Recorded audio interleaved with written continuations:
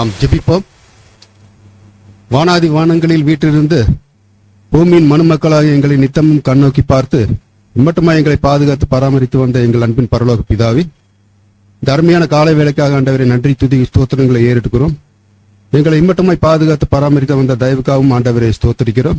இந்த அருமையான காலை வேளையிலும் ஆண்டவரை உம்மை ஆராதிக்கும்படிக்கும் தொழுது கொள்ளும்படிக்கும் உம்முடைய வார்த்தைகளை கேட்கும்படிக்கும் ஆண்டவரை ஒருமித்த எல்லா சகோதர சகோதரிகளாய் ஒன்று கூடி உம்முடைய நாமத்தை தொழுது கொள்ள கிருபை செய்த தயவுக்காகவும் ஆண்டவரை நன்றி செலுத்துகிறோம்.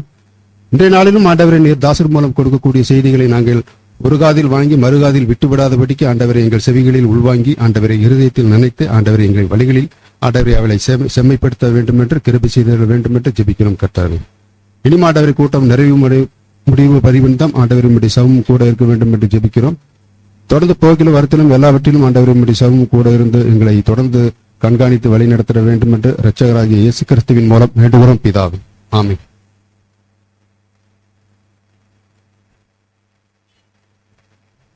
நாளைக்குரிய விசுவாச பிரமாணம் வாசிக்கும்படி சகோதரர் சிஜு அவர்களையும் அதனைத் தொடர்ந்து காலை திருமணம் வாசிக்கும்படி சகோதரர் சிபு அவர்களையும் அழைக்கிறோம்.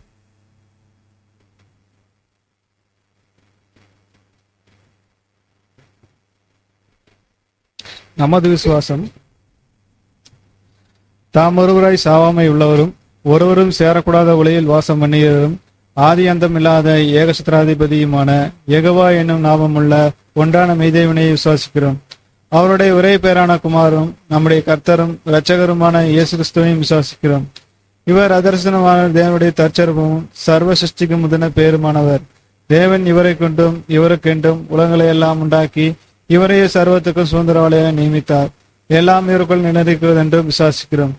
இவர் தேவகுமாரனாய் இருந்தும் தேவனுக்கு சமமாய் இருக்க எண்ணாமல் அக்கிரமங்களினால் ஜீவனை இழந்த மனுஷர் பேரில் மனதுருகி தம்மை தாமே வெறுமையாக்கி மனிதனாகி எல்லாரையும் மீட்கும் பொருளாக தம்முடைய ஜீவனையை கொடுத்து தேவனுக்கும் மனுஷருக்கும் சமாதானத்தை உண்டு பண்ணினார் என்றும் விசுவாசிக்கிறோம். ஆனால் தேவன் இவரை மருத்துவரிலிருந்து எழுப்பி தம்மை போல் குமாரனும் ஜீவர்களாய் இருக்க அருள் செய்து எல்லாவற்றுக்கும் மேலாக உயர்த்தி தம்முடைய வளவின் வலது பரிசில் வீட்டிற்கு செய்தார் என்றும் விசுவாசிக்கிறோம். இவரே தேவனுக்கும் மனுஷருக்கும் மத்தியஸ்தராகவும் சபையாய சரீரத்துக்கு தலையாகவும் இருக்கிறார் என்றும் விசுவாசிக்கிறோம். இவர் பரலோகத்துக்கு ஏறி தம் வாக்குத்தத்தம் பண்ணின உன்னதரும் பலனாகிய பரிசுத்தாவியை விசுவாசிகள் அநேக சபைக்கு அருளி தேவ சித்தத்தை அவர்களுக்கு வெளிப்படுத்தி வழியின் ஜீவத்திலே அவர்களை நடத்தி வருகிறார் என்றும் விசுவாசிக்கிறோம். பிதா குறித்த காலத்தில் இவர் பலியின் மரணத்துக்குட்பட்டு முதலாம் உயிர்த்தலடையும் தம்முடைய சபையாகிய சகல பரிசுவான்களோடும் இப்பூமியை நீதியாய் நியாயம் தீர்த்து சகல துரைத்தனத்தையும் அதிகாரத்தையும் வல்லமையும் பரிகரித்து என்றும் விளையாத தம்முடைய நீதியுள்ள அரசாட்சியை ஸ்தாபிப்பார் என்றும் விசுவாசிக்கிறோம். மரணமடைந்த மற்றவர்கள் கிறிஸ்துவின் அரசாட்சி காலத்தில் அவனுடன் தன் வரிசைப்பட்டு அவர் தம்முடைய மரணத்தினால் சம்பாதித்த நித்திய ஜீவன் அடைய வழிநடத்தப்பட்டு பூரணப்படுவார்கள். ஆனால் மனப்பூர்வமாய் சீர்திருந்தார்கள் இரண்டாம் மரணத்திலே அழைக்கப்படுவார்கள் என்றும் விசுவாசிக்கிறோம். எல்லா சத்துருக்களையும் தனது பாதப்படியாக மட்டும் இவர் ஆளுகை செய்து கடை சத்ருவாய மரணத்தையும் பரிகரித்து எல்லாவற்றையும் முந்தின சீருக்கு கொண்டு வந்து பிதாவை சகலத்தின சமமாக இருப்பதற்கு அவருக்கு ராஜ்யத்தை கொடுத்து அவருக்கு கீழ்பட்டு இருப்பார் என்றும் விசுவாசிக்கிறோம். ஆமென்.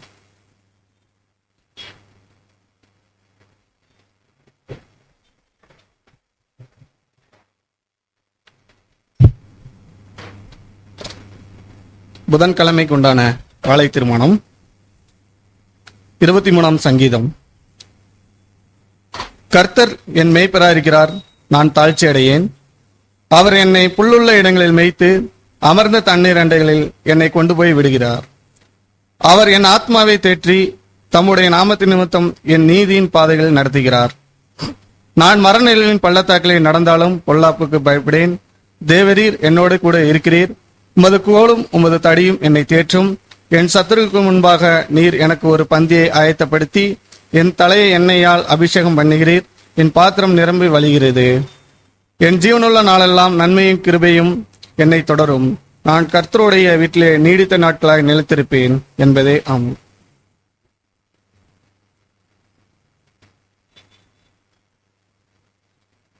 நாளைக்குரிய வாக்குத்தத்தம் வாசிப்பவர் சகோதரர் வசந்த். அதனைத் தொடர்ந்து மன்னாவினை வழங்குவர் நம்ம அன்பு சகோதரர் கௌதம் அவர்கள்.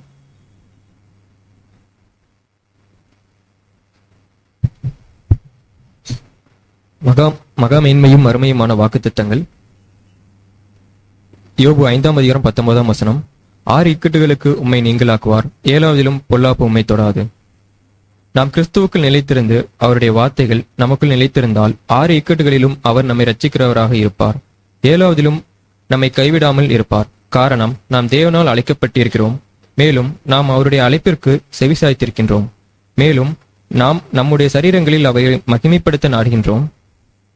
ஆதலால் நமக்கு மனுஷன் என்ன செய்து விடுவானோ என்று நாம் பயப்பட வேண்டியதில்லை. இந்த வாக்குத்தத்தங்களில் சில ஒரு கவிஞனால் பின்வரும் வரிகளில் தொகுக்கப்பட்டுள்ளது. உன்னை ஆழங்கள் வழியாக கடந்து போக நான் அழைக்கும் போது ஆபத்தின் ஆறுகள் உன்மேல் புரளுவதில்லை. உந்தன் கவலைகளில் உன்னை ஆசீர்வதிக்க உன்னோடே கூட நான் இருப்பேன். உன்னை கடிந்துயரிலிருந்து பரிசுத்தப்படுத்துவேன் என்பது.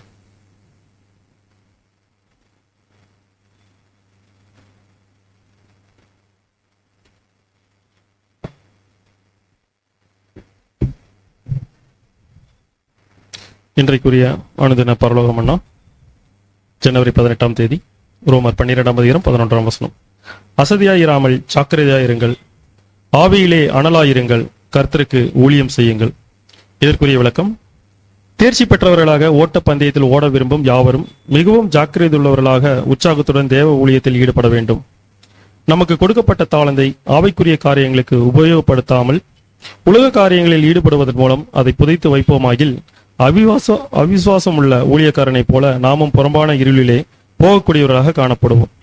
ஆவியில் அனலில்லாதவர்கள் மரித்தவர்களுக்கு ஒப்பானவர்கள். விழிப்புடன் உற்சாகத்தோடு தேவ ஊழியத்தில் ஈடுபடும் போது நாம் பிரகாசிக்கிற விளக்குகளாக காணப்படுவோம். இதற்கு ஆதாரமாக கொடுக்கப்பட்டுள்ள வசன பகுதிகள் அப்போஸ்தலர் 18ஆம் அதிகாரம் 24ஆம் வசனம் முதல் 25ஆம் வசனம் வரை. அப்போஸ்தலர் 18ஆம் அதிகாரம் 24ஆம் வசனம் முதல். அப்பொழுது அலெக்சந்திரியா பட்டணத்தில் பிறந்தவனும் சாதுரியவானும் வேதாகமங்களில் வல்லவனுமான அப்பல்லோ என்னும் பெயர் கொண்ட ஒரு யூதன் எபேசு பட்டணத்துக்கு வந்தான். அவன் கர்த்தருடைய மார்க்கத்திலே உபதேசிக்கப்பட்டு யோவான் கொடுத்த ஞானஸ்தானத்தை மாற்றி ஆவியில் அனலுள்ளவனாய் கர்த்தருக்கு அடுத்தவைகளை திட்டமாய் போதகம் பண்ணி கொண்டு வந்தான். மற்றும் ஒரு ஆதார வசனம் வெளிப்படுத்தல் 3ஆம் அதிகாரம் 15 மற்றும் 16ஆம் வசன பகுதியில் வாசிக்கும். வெளிப்படுத்தல் விசேஷம் 3ஆம் அதிகாரம் 15ஆம் வசனம் முதல். உன் கிரியைகளை அறிந்திருக்கிறேன். நீ குளிரும் அல்ல அனலும் அல்ல. நீ குளிராவது அனலாயாவது இருந்தால் நலமாயிருக்கும். இப்படி நீ குளிருமின்றி அனலுமின்றி வெதுவெதுப்பாய் இருக்கிறபடியினால் உன்னை என் வாயினின்று வாந்தி பண்ணி போடுவேன். இந்த மன்னாவை தேவன் தம்மை ஆசீர்வதிப்பாக. கேட்ட வசனத்தின்படியாகவும் வார்த்தையின்படியாகவும் நாம் நடந்து தேவனுடைய ராஜ்யத்தில் சென்று சேர நம் அனைவரும் தேவன் ஆசீர்வதிப்பார்கள். ஆமென்.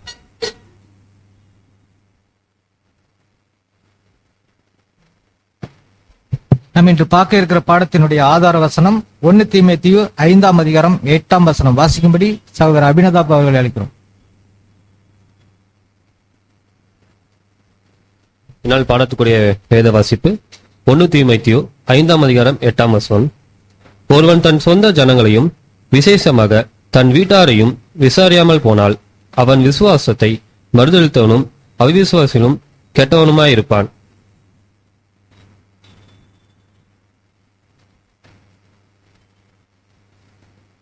கேட்ட ஆதார வசனத்தின் அடிப்படையில் நம்ம இன்று பார்க்க இருக்கிற பாடத்தினுடைய தலைப்பு ஏழியின் வாழ்க்கையில் இருந்த நடைமுறை பாடங்கள் என்ற தலைப்பின் கீழாக தூது கொடுக்கும்படி கோவையிலிருந்து வந்திருக்கிற அன்பு சகோதரர் சதீஷ் அவர்களை சபையின் சார்பாக அன்போடு அழைக்கிறோம்.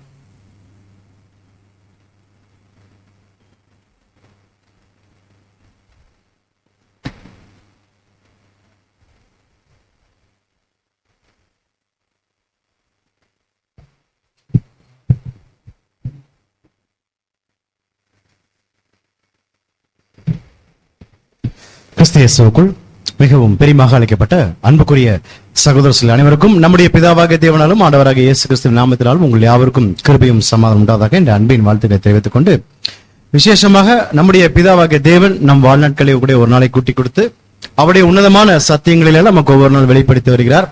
ஆகவே அவருக்கும் நமது ஆண்டவராக இயேசு கிறிஸ்து மூலமாக 1000 துதியும் ஸ்தோத்திரம் எடுத்துக்கொண்டு, விசேஷமாக அடியான் சார்ந்திருக்கக்கூடிய கோயம்புத்தூர் திருச்சிரோடு சபையை சார்ந்த அன்பு சகோதர சகோதரி அன்பையும் வாழ்த்துக்களும் உங்கள் ஒவ்வொருவருக்குமாக நான் தெரிவித்துக் கொண்டு பாடத்துக்குள்ள கடந்து போலாம்.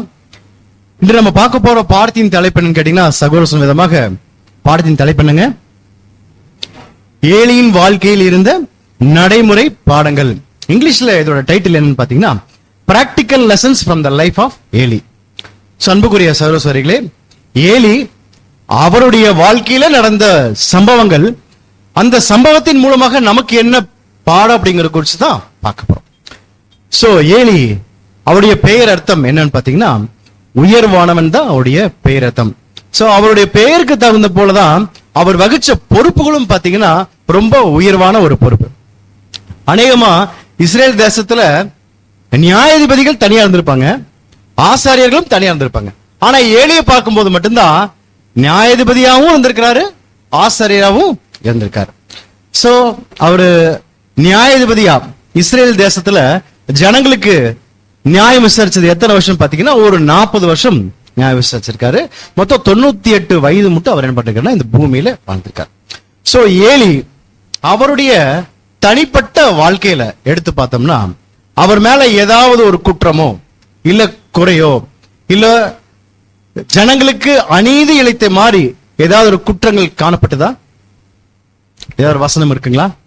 ஏலி இந்த தவறு செய்து விட்டார் அப்படிங்கிற ஏதாவது ஒரு வசனம் இருக்கா? எப்பேற்பட்ட ஒரு வசனமும் அங்க சப்போர்ட் பண்ணல. சோ ஏலி தன்னுடைய தனிப்பட்ட ஓட்டத்துல அவர் என்ன பண்ணல, எப்பேற்பட்ட குறையும் காணப்படல. ஏன்னு கேட்டீங்கன்னா அநேக ஆசாரியர்கள் அநேக நியாயாதிபதிகள் என்ன பண்ணுவாங்கன்னா ஃபர்ஸ்ட் நல்லா தான் இருப்பாங்க, அதுக்கப்புறமா ஏதாவது ஒரு தவறுக்குள்ள போயிட்டு ஜட்ஜ்மெண்ட்குள்ள போயிடுவாங்க. ஆனா ஏலியை பார்க்கும்போது தனிப்பட்ட முறையில அவர் மேல எந்த ஒரு தவறும் காணப்படவே இல்லை. ஆனா வேத வசனம் சொல்லும் போது கொஞ்சம் மாறுபாடான ஒரு ஜட்ஜ்மெண்ட் தேவன் கொடுத்திருப்பாரு. தனிப்பட்ட முறையில எந்த ஒரு ப்ராப்ளமும் இல்ல, ஆனா தேவனுடைய கோபம் அந்த வசனத்துல கிளியரா இருக்கும். வசனம் கூட வாசிச்சலாம் பாருங்க. 1 சாமுவேல் 2ஆம் அதிகாரம் 31 - 35 மட்டும். 1 சாமுவேல் 2ஆம் அதிகாரம் 31ஆம் வசனம் முதல், உனது சந்ததிகளை எல்லாம் அழிக்கின்ற காலம் வந்துவிட்டது, உன் குடும்பத்தில் உள்ள யாரும் முதிய வயது வரை வாழ மாட்டார்கள். So, உன்னுடைய சந்ததி எல்லாம் இதோட நான் அழிக்க போறேன், யாரும் முதியவர் மட்டும் வாழ மாட்டாங்க. அடுத்த வசனம். இஸ்ரவேல் ஜனங்களுக்கு நன்மைகள் ஏற்படும், ஆனால் உன் வீட்டில் மட்டும் தீமை ஏற்படுவதை காண்பாய். சோ இஸ்ரேல் தேசத்துல உள்ள எல்லாத்துக்குமே நன்மை செய்வேன், ஆனா உன் குடும்பத்துக்கு நான் என்ன பண்ண மாட்டேன், செய்ய மாட்டேன். அடுத்த வசனம் வாசிக்கலாம். நான் ஒருவனை மாத்திரம் ஆசாரியனாக என் பலிபீடத்தில் சேவை செய்ய பாதுகாப்பேன், அவன் முதுமை வரை வாழ்வான், அவன் கண் பார்வை போக மட்டும் சக்தி எல்லாம் ஓய மட்டும் வாழ்வான், உன் சந்ததிகள் எல்லோரும் வாளால் மரித்து போவார்கள். சோ அவனோட சந்ததி எல்லாம் எப்படி அழிக்க போறேன்னா வாளால என்ன பண்ண போற, வெட்ட போற. அடுத்த வசனம் வாசி. இவைகள் உண்மையில் நிறைவேறும் என்பதற்கும் ஒரு அடையாளம் காட்டுவேன், உனது மகன்களான ஒப்னியும் பிணைகாசும் ஒரே நாளில் மரித்து போவார்கள். சோ நான் சொன்ன இந்த ஜட்ஜ்மெண்ட் அதுக்கு உண்டான அடையாளம் என்ன அப்படின்னு சொல்லி பார்த்தோம்னா என்ன அடையாளம்? அவங்க 2 பசங்க, அவங்களோட பேரு ஓப்பனி பினகாஸ். நீ அன்பாக நேசித்த உன் அன்பின் மகன்கள் ஓப்பனி பினகாஸ், அவங்களோட சாவ நீ காண்ப, அதுக்குண்டான அடையாளம் தான் நான் செய்ய போறேன். அடுத்த வசனம் வாசிக்கலாம். 1 சாமுவேல் 2ஆம் அதிகாரம் 35ஆம் வசனம். நான் என் உள்ளத்துக்கும் என் சித்தத்துக்கும் ஏற்றபடி செய்யத்தக்க உண்மையான ஒரு ஆசாரியனை எழும்ப பண்ணி அவனுக்கு நிலையான வீட்டை கட்டுவேன், அவன் என்னால் அபிஷேகம் பண்ணப்பட்டவனுக்கு முன்பாக சகல நாளும் நடந்து கொள்ளுவான். சோ நான் என் உள்ளத்துக்கும் என் சித்தத்துக்கும் ஏற்றத்தக்கதான ஒரு ஆசாரியனை எழும்ப பண்ணுவேங்கிறாரு. சோ அன்புக்குரிய சகோதரர்களே, இப்போ ஏலியோட வாழ்க்கையை எடுத்து பார்த்தா தனிப்பட்ட முறையில எந்த ஒரு பிரச்சனையும் கிடையாது, எந்த தவறுகளும் உள்ள போல. சோ அப்ப ஏலி நியாயாதிபதியா ஆசாரியரா ஒரு 40 வருஷமாக என்ன பண்றாரு கேட்டீங்கன்னா நியாயம் விசாரிச்சிருக்காரு. அப்போ ஏலி தேவனுடைய உள்ளத்துக்கும் சித்தத்துக்கும் ஏற்றவாறு செய்யலையா? தேவனுடைய பார்வையில அவர் உள்ளத்துக்கும் அவருடைய சித்தத்துக்கும் ஏற்றபடி நடக்கலையா? ரொம்ப சைலண்டா இருக்கீங்க. கொஞ்சம் இன்டராக்ட் பண்ணாதான் என்னன்னு கேட்டீங்கன்னா நல்லா இருக்கும். சப்ஜெக்ட் நம்மளா பேசிட்டு போனா நல்லா இருக்காது, 2 பேர் பேசினாதான் என்னன்னு கேட்டீங்கன்னா ஒரு இன்டராக்ஷன் நல்லா இருக்கும். சோ தேவனுடைய உள்ளத்துக்கும் சித்தத்திற்கும் ஏற்றவாறு ஏலி நடக்கலையா? அப்ப ஏதோ ஒரு விஷயம் இருக்கு. அப்ப தேவனுடைய பார்வையில ஏலி கிட்ட ஏதோ ஒரு தவறான குணலட்சணம் இருக்கு. அவர் தனிப்பட்ட முறையில எந்த ஒரு பார்வையிலும் கெட்டதா சொன்ன மாதிரி இல்ல இல்லையா? மத்தவங்க பார்வையில பார்க்கும்போது ஓகே நல்லவர் மாதிரி இருக்காங்க. ஆனா தேவனுடைய பார்வையில ஏலி கிட்ட காணப்பட்ட தவறான குணலட்சணங்கள் என்ன அப்படிங்கறத குறித்து தான் நாம பார்க்க போறோம். சோ அவர் என்னென்ன தவறு செஞ்சாருன்னு பார்க்க போறோம். அந்த தவறு மூலியமாக தேவனுடைய பிள்ளையாக நமக்கு என்ன பாடம் அப்படின்னு குறிச்சு பார்க்கணும். ஏன் நமக்கு உண்டான பாடமா பார்க்கணும்? ஏன்னா நம்மளும் யாருதான்? ஆசாரிகளும் ராஜாக்களும் அழைக்கப்பட்டிருக்காங்க. சோ அந்த சம்பவத்தின் மூலமாக நமக்கும் ஒரு பாடங்கள் தேவன் உணர்த்துவார்.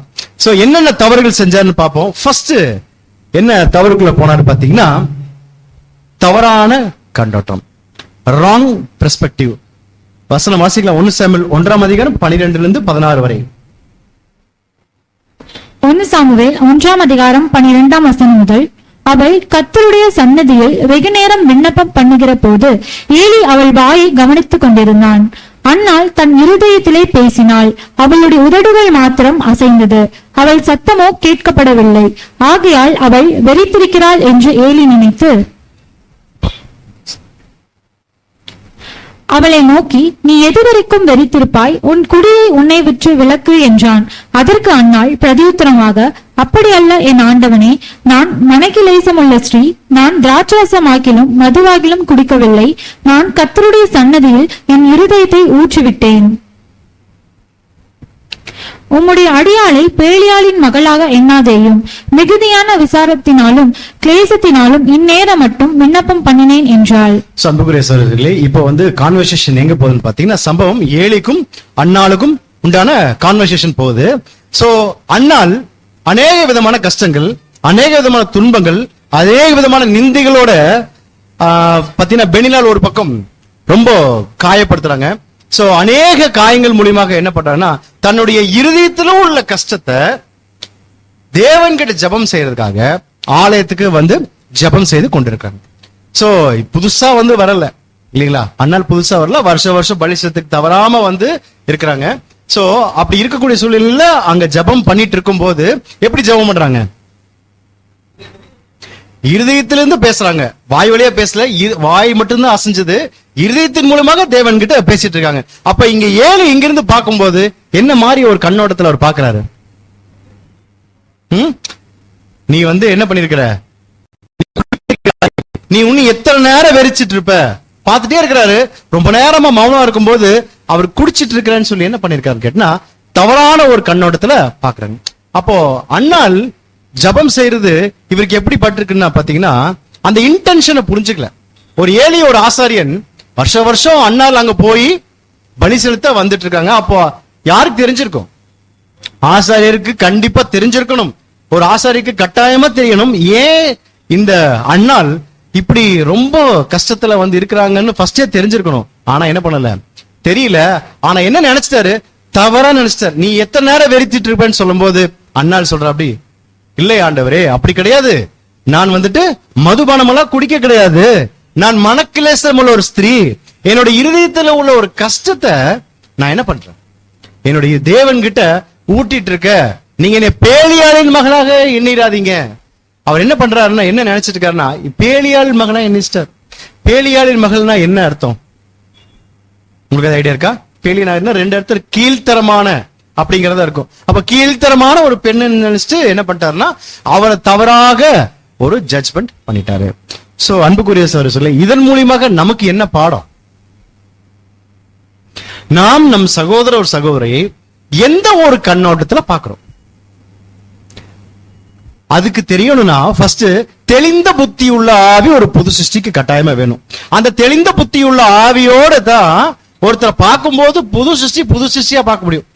புது சிருஷ்டி கண்ணோட்டத்துல பார்த்தா மட்டும்தான் அது ஒவ்வொரு விஷயமும் பாசிட்டிவா இருக்குமே தவிர, மாம்ச பிரகாரமாக ஒவ்வொரு செயலும் பார்த்தோம்னா அது என்ன ஆகாது, அது தேவனுக்கு பிரியமா இருக்காது. ஒரு சகோதரன் ஒரு சகோதரியை பார்க்கும் போதோ, சகோதர பார்க்கும்போது யாரை பார்த்தாலும் சரி, அந்த இன்டென்ஷன் புரிஞ்சுக்கணும், அந்த நோக்கத்தை புரிஞ்சுக்கணும். நோக்கத்தை தெரிஞ்சு கொண்டவங்க தான் புது சிருஷ்டி. நோக்கத்தை தெரியலன்னா அவங்க புது சிருஷ்டியே கிடையாது. எந்த விஷயத்துக்காக பேசுறாங்க? நிறைய எக்ஸாம்பிள் இருக்கு. இது எக்லிஷியால தான் நிறைய நடக்கும். நம்மளுடைய கஷ்டங்கள் நிறைய இருக்கும். உலகத்திலிருந்து வரும், வீட்டில இருந்து வரும். வீட்டுல அநேக பாடுகள் இருக்கும், கஷ்டங்கள் இருக்கும். அதே போல உலகத்துல நிறைய விதமான பாடுகள் இருந்து நம்ம கடந்து வந்திருப்போம். எக்லிஷியாக்கு எதுக்கு வந்திருப்போம்? சத்திய பாடம் கேட்க, தேவனோட ஒரு ரிலேஷன்ஷிப் நல்லாவே இருக்கும். எக்லிஷியா வரும்போது அது இருதயத்திலிருந்து பேசும்போது அநேக காரியங்கள் தேவன் வெளிப்படுத்துவார், சத்தியத்து மூலியமா வெளிப்படுத்துவார். அது யாராவது உணர்ந்திருக்கீங்களா? உணர்ந்திருக்கோமா? எல்லாம் சேர்த்து, என்னையும் சேர்த்து தான், பாடம் எனக்கும் சேர்த்து தான். ஃபர்ஸ்ட் எனக்கு, அதுக்கப்புறம் தான் உங்களுக்கு. சோ யாராவது உணர்ந்திருக்குமா அப்படின்னா, நான் கட்டாயமா உணர்ந்திருக்கேன். நிறைய விஷயங்கள்ல ஏதாவது ஒரு சிந்தனையில என்ன பண்ணிருப்போம்னு கேட்டீங்கன்னா வந்திருப்போம், ஏதோ ஒரு மனக்கவலையில வந்திருப்போம். ஆனா தேவன் எங்க வெளிப்படுத்துவாருன்னு பாத்தீங்கன்னா, கட்டாயமா அது புது சிருஷ்டி, அது தேவனுடைய ஆவி, அந்த பிரசன்ஸ், அந்த தெளிந்த புத்தி உள்ள ஆவி இருந்துன்னா கட்டாயமா வெளிப்படுத்துவார். அந்த தெளிந்த புத்தி உள்ள ஆவி இல்லைன்னு வச்சுக்கோங்களேன், கட்டாயமா தேவன் வெளிப்படுத்த மாட்டார். நம்ம பாட்டுக்கு வருவோம், நம்முடைய கஷ்டங்களை சொல்லுவோம், அப்படியே இருந்துட்டு அப்படியே போயிடும். அந்த கஷ்டத்தோட கஷ்டமா நம்மள பாட்டுக்கு போயிட்டே இருப்போம். சோ தேவன் எப்ப வெளிப்படுத்துவார்னா, அந்த தேவனுடைய பிரசன்ஸ், அந்த ஆவி நமக்குள்ள இருந்துச்சுன்னா கட்டாயம் என்ன பண்ணுவார்னா உணர்த்துவார். அப்படி உணர்த்த வரும்போது, ஏதோ ஒரு கவலையில வரும்போது, நாம நம்ம சகோதரன் சகோதரி எப்படி பார்க்கணும், அந்த இன்டென்ஷன் புரிஞ்சுக்கணும். சில பேர் வருவாங்க, திடீர்னு ஏதோ ஒரு ஞாபகத்துல சில பேரை பார்த்துட்டு பார்க்காத மாதிரி கூட போயிருக்கலாம். தவறுதலா பார்க்காம போக கூடாது, தவறுதலா ஏதாவது பார்க்காம போயிருப்பாங்க, ஸ்தோத்திரம் சொல்லாம போயிருப்பாங்க.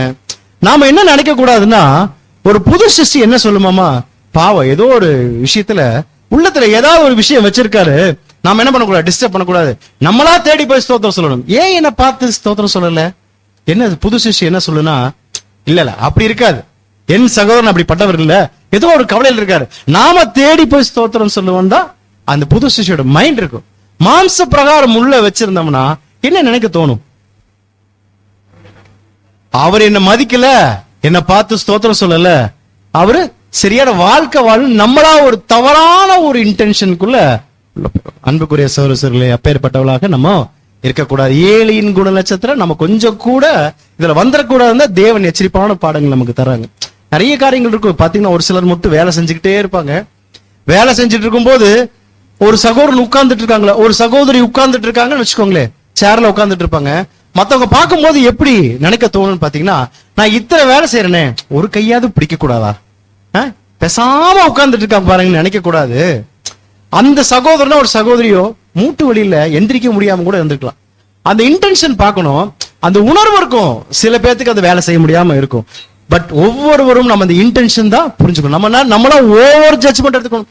இவங்க சரியில்லை, அவங்க சரியில்லை, இவங்களாம் சபையாவே போக மாட்டாங்க, ஏதோ பாட்டுக்கு வராங்க, ஏதோ போறாங்க, இவங்கள சபையா போவாங்களா, இவங்களோட தேவனுடைய பிள்ளைகளா, நம்மளா ஓவர் ஜட்ஜ்மெண்ட்டுக்குள்ள போயிடவே கூடாது.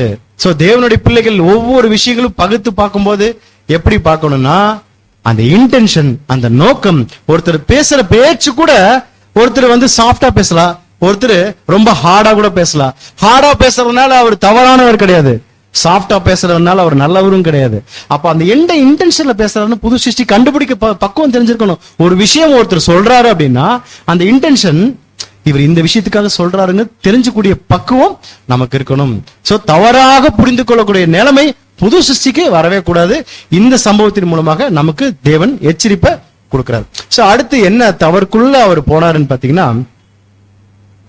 Sensitive point. இது எல்லாத்துக்கும் உண்டான பாயிண்ட், எல்லாத்துக்கும் சேர்த்து குடும்பத்தை தவறாக வழிநடத்தல். அவர் ரொம்ப தவறிட்டார். வசனங்கள் வாசிக்கலாம். 1 சாமுவேல் 2ஆம் அதிகாரம் 12 17 மட்டும் வாசிங்க. 1 சாமுவேல் 2ஆம் அதிகாரம் 12ஆம் வசனம் முதல். ஏலியின் குமாரர் பேலியாளின் மக்களாய் இருந்தார்கள். அவர்கள் ஏலியின் குமாரர்கள் பேலியாளின் மக்கள். இவர் என்ன பண்றாரு, அண்ணால என்ன கேக்குறாங்க, பேலியாளின் மக்களா இருக்க, கீழ்த்தரமான ஒரு பெண் மாதிரி அவர் நினைச்சிட்டாரு. ஆனா இவங்களுடைய பிள்ளைகள் எப்படி இருக்காங்க, பேலியாளின் மக்களாக இருந்தார்கள். அவர் கர்த்தரை அறியவில்லை, ஊருக்கே உபதேசம் பண்ணிட்டாரு, ஊருக்கே உபதேசம் பண்ணிட்டாரு. ஆனா தன் பிள்ளைகள் கர்த்தரையே அறியவில்லை. ஒரு ஆசாரியன் ஒரு ஜனங்கள் எல்லாத்துக்கும் நியாயம் விசாரிக்கக்கூடியவர், சத்திய வார்த்தையை கொடுக்கக்கூடிய ஒரு ஆசாரியன் தன் பிள்ளைகளுக்கு அவர் என்ன பண்ணல, சத்தியத்தை போதிக்கல. அடுத்த வசனம் வாசிக்கலாம். அந்த ஆசாரியர்கள் ஜனங்களை நடப்பித்த விதம் என்னவென்றால், எவனாகிலும் ஒரு பலியை செலுத்தும் காலத்தில் இறைச்சி வேகும் போது ஆசாரனுடைய வேலைக்காரன் 3 கூறுள்ள ஒரு ஆயுதத்தை தன் கையிலே பிடித்து வந்து அதனாலே கொப்பரையிலாவது பானையிலாவது சர்வத்திலாவது சட்டியிலாவது குத்துவான். அந்த ஆயுதத்தில் வருகிறது எல்லாம் ஆசாரியன் எடுத்துக்கொள்ளுவான். அப்படி அங்கே சீலோவிலே வருகிற இஸ்ரவேலர் எல்லோருக்கும் செய்தார்கள். கொழுப்பை தகனிக்கிறதற்கு முன்னும் ஆசானுடைய வேலைக்காரன் வந்து பலியிட மனுஷனை நோக்கி, ஆசாரியனுக்கு பொறிக்கும்படி இறைச்சி கொடு, பச்சை இறைச்சியே அல்லாமல் அவித்ததை உண்கையிலே வாங்குறதில்லை என்பான். அதற்கு அந்த மனுஷன், இன்று செய்ய வேண்டியபடி முதலாவது கொழுப்பை தகனித்து விடட்டும், பிற்பாடு உன் மன விருப்பத்தின்படி எடுத்துக்கொள் என்று சொன்னாலும் அவன், அப்படி அல்ல, இப்பொழுதே கொடு, இல்லாவிட்டால் பலவந்தமாய் எடுத்துக்கொள்ளுவேன் என்பான். ஆதலால் அந்த வாலிபரின் பாவம் கர்த்தருடைய சன்னதியில் மிகவும் பெரிதாயிருந்தது. மனுஷர் கர்த்தரின் காணிக்கையை வெறுப்பாய் எண்ணினார்கள். சோ தேவனுடைய பார்வையில இவங்க பண்ணிட்ட காரியங்கள் எப்படி இருக்கு? துணிகரமா செய்யக்கூடிய பாவங்கள். என்ன தவறு இதுல படிச்சு பார்த்தோம்? தேவனுக்கு பலி செலுத்தக்கூடிய வர ஜனங்க கிட்ட அந்த பலியை இவர் என்ன பண்றாரு? முதல்ல எடுக்கிறாரு. பிடுங்கக்கூடிய ஒரு செயல். தேவன் நம்மளுடைய பர்சனல் கேரக்டர்ல ஏதாவது கோபமோ எரிச்சலோ ஏதோ மேட்டிப்பை குணம் இந்த மாதிரி விஷயங்கள் என்ன பண்ணுவார் கேட்டீங்கன்னா, மன்னிக்கக்கூடிய பக்கம் தேவன் கண்டிப்பா இருக்கு. அவ்வளவு இரக்கமற்றவர் கிடையாது, அன்பானவர் தான். நம்ம மேல ஏதாவது ஒரு பர்சனல் குணலட்சணங்கள் மாறுது அப்படின்னா பண்ணுவாரு. அதுல ஒரு லிமிடேஷன் இருக்கு. இந்த கோபமோ பொறாமையோ எரிச்சலோ ஒரு சில கேரக்டர்ஸ் இருக்கு. ஆனா அந்த தேவனுடைய சபையில அந்த துணிகரமா செய்யக்கூடிய பாவங்களை தேவன் விடவே மாட்டார். 100% விடவே மாட்டார்.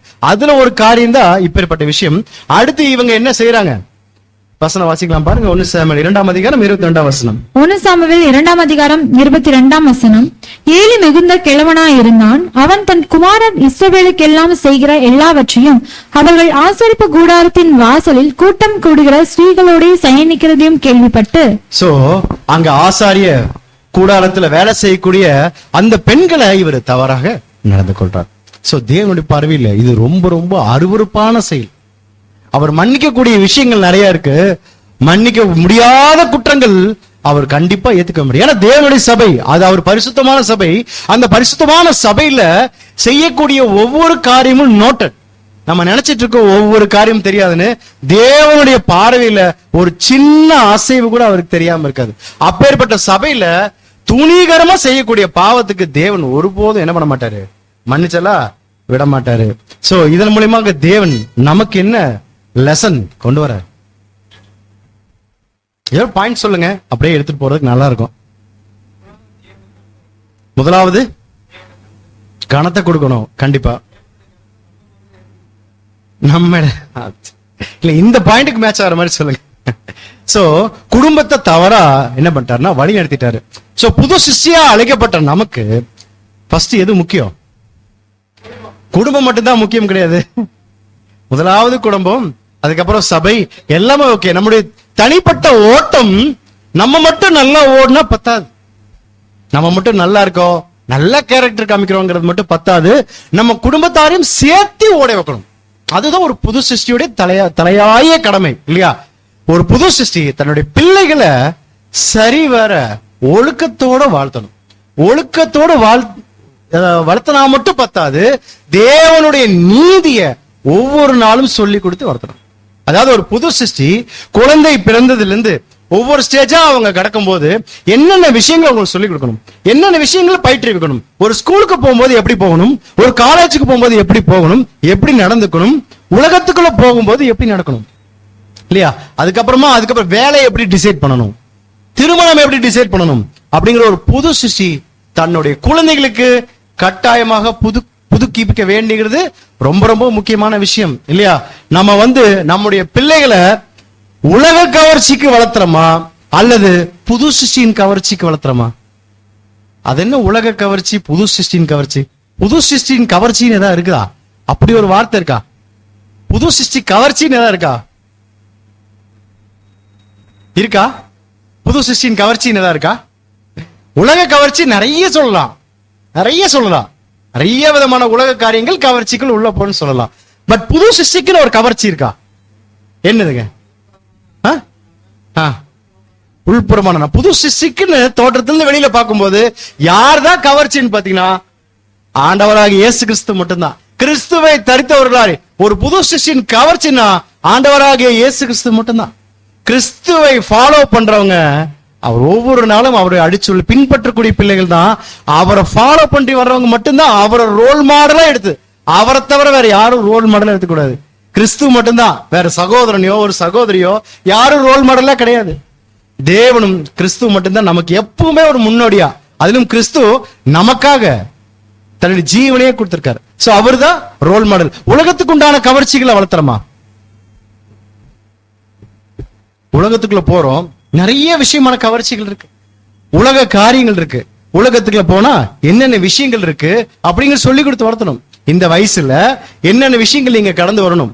ஒரு வாலிப வயசுள்ள சகோதரனையோ ஒரு சகோதரியோ எப்படி வளர்த்த வேண்டும் சொல்லி வளர்த்தணும்.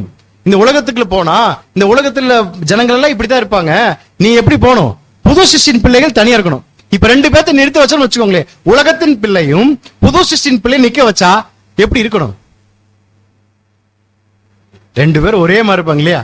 நானும் நல்லா காஸ்ட்லியா ட்ரெஸ் பண்ணிக்குவேன், நீங்களும் நம்மளும் என்ன பண்ணுவோம்? காஸ்ட்லியா ட்ரெஸ் பண்ணிக்கிறோம். அவனும் நல்ல மொபைல் வச்சிருக்கா அப்படி, நம்மளும் நல்ல மொபைல் வச்சிருப்போம். நல்ல லேப்டாப் வச்சிருப்போம் அப்படி, நம்மளும் நல்ல லேப்டாப் வச்சிருப்போம். நல்லவங்களும் ஆடம்பரமான வாழ்க்கையை விரும்புவாங்க, நம்மளும் ஆடம்பரமான ஒரு வாழ்க்கையை விரும்புறோம்.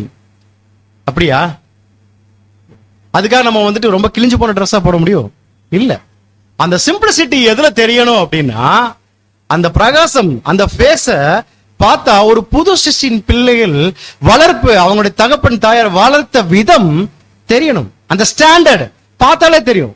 ஒரு சில சகோதரிகள் பார்க்கும் போது, வாலிப பிள்ளை பார்க்கும் போதே தெரியும் அந்த புது சிஷ்டின் வளர்ச்சிகள் பிள்ளைகள் எப்படி வளர்த்திருக்காங்க. சொல்லி கொடுத்து வளர்த்தணும்.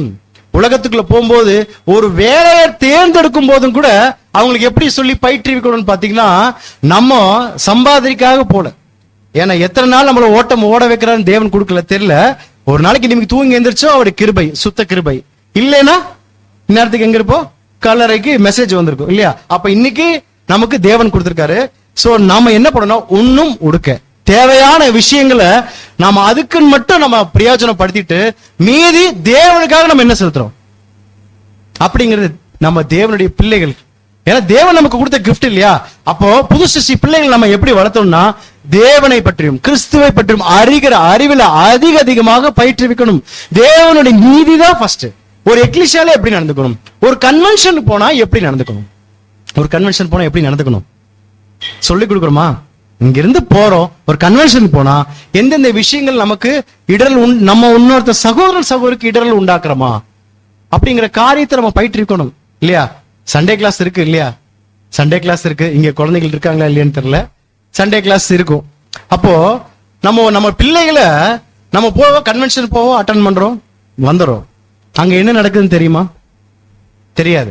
காலையில இருந்து நம்மளுடைய பிள்ளைகளை கண்காணிச்சு பாருங்க, எங்கெங்க போறாங்க, எங்கெங்க வராங்க. நம்மளே பார்த்தோம்னா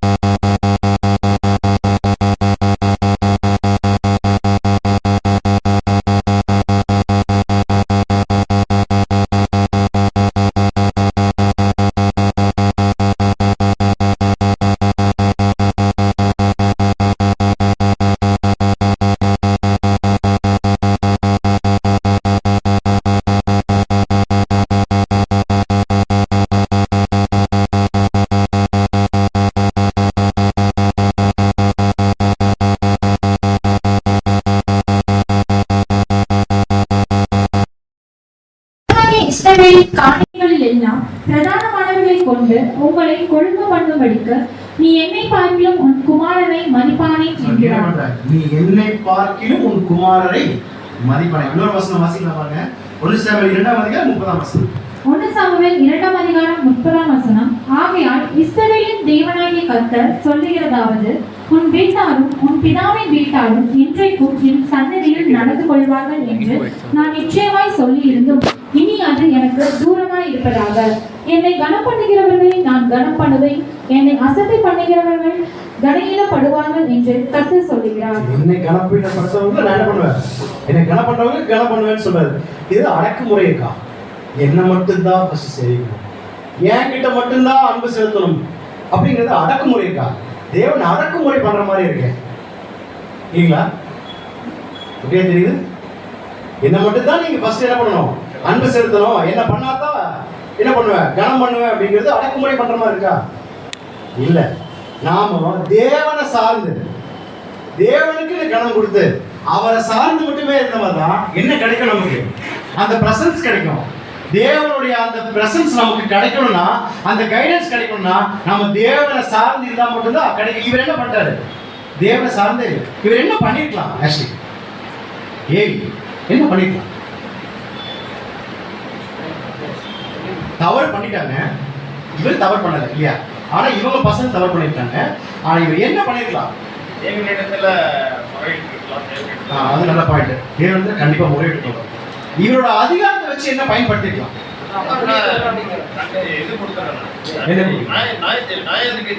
நியாயாதிபதிக்கலாம் என்ன பண்ணிருக்கலாம், அந்த அவர் ஆசாரியின் பகுதியிலிருந்து தூக்கி இருக்கலாம் இல்லையா? தூக்கிட்டு அந்த ஆசாரிப்பு கூட அந்த அந்த இதை வந்து ஹோலினஸ், அந்த பரிசுத்தத்தை அவர் காப்பாத்திருக்கலாம். இவன் என் பையனே இல்லைன்னு சொல்லிருக்கலாம். தேவன் தான் நினைப்பாரா? தேவன் என்ன நினைப்பாரு? ஏன்னா ஒரு ஆசாரியர் தன் பிள்ளைகளை ஒழுக்கமா வளர்த்தணும், வளர்த்த முடியல. ஆனா இவர் பரிசுத்தமா இருக்காரு. இவர் என்ன பண்ணிருக்கலாம், நியாயாதிபதிங்கிற ஸ்தானத்தை கரெக்டா பண்ணிருக்கலாம், அடிச்சு பண்ணிருக்கலாம். இவருக்கு தேவையே இல்லை, இவன் என் பையனே இல்லைன்னு எல்லாத்துக்கும் முன்னாடி அனௌன்ஸ் பண்ணிருக்கலாம். ஆனா இவர் பண்ணல. வாசிக்கலாம் சார், ஒரு ரீபன்ஸ் 5:96.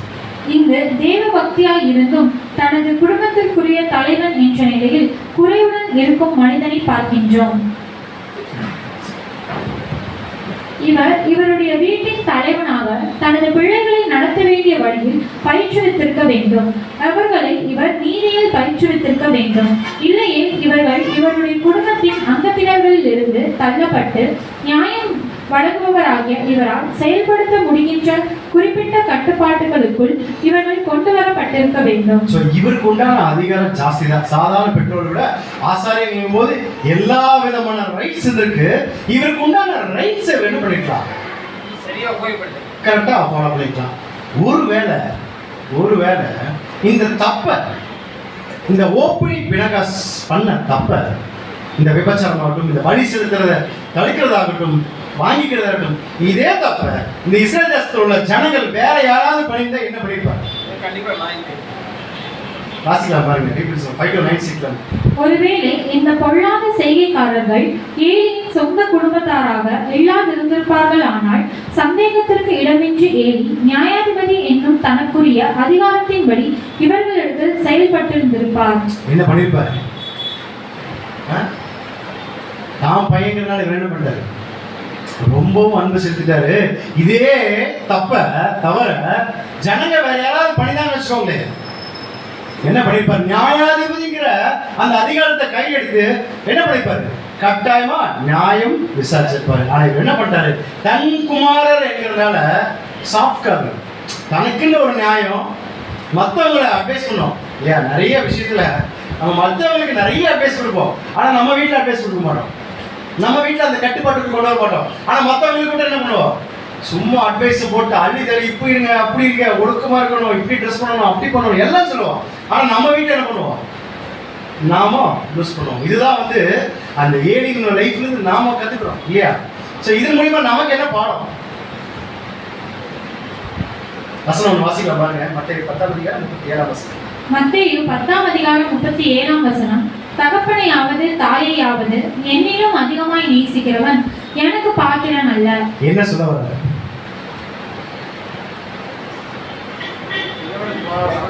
ஃபர்ஸ்ட் இதை கொடுக்கும். தேவனை வைக்க வேண்டிய இடத்துல எதை வச்சாலும் என்ன ஆகும்? யாரை வச்சாலும், அது மகனையாது, மகளையாது, மனைவியாது, வேற சகோதரியாது, யாரை வச்சாலும் சரி, தேவனுக்கு கொடுக்க வேண்டிய இடத்தை வேற யாருக்கு கொடுத்தாலும் பிரயோஜனமே கிடையாது. சோ தேவனுக்கு கொடுக்க வேண்டிய கணம் தேவனுக்கு மட்டும்தான். அந்த இடத்துல வேற எந்த விதமான அன்பு செலுத்தினாலும் சரி, அது கட்டாயமா தேவனுடைய பார்வைக்கு சரியானதாக ஒரு பாடம் இருக்காது. மற்றவங்களுக்கு நம்ம சொல்றோம், மற்றவங்களுக்கு சொல்லும் போது ஃபாஸ்ட் நம்ம என்ன பண்ணணும்னு கேட்டீங்கன்னா, நம்ம வீட்டில் என்ன பண்ணிருக்கோம், அதை பயிற்று எடுத்துருக்கணும்.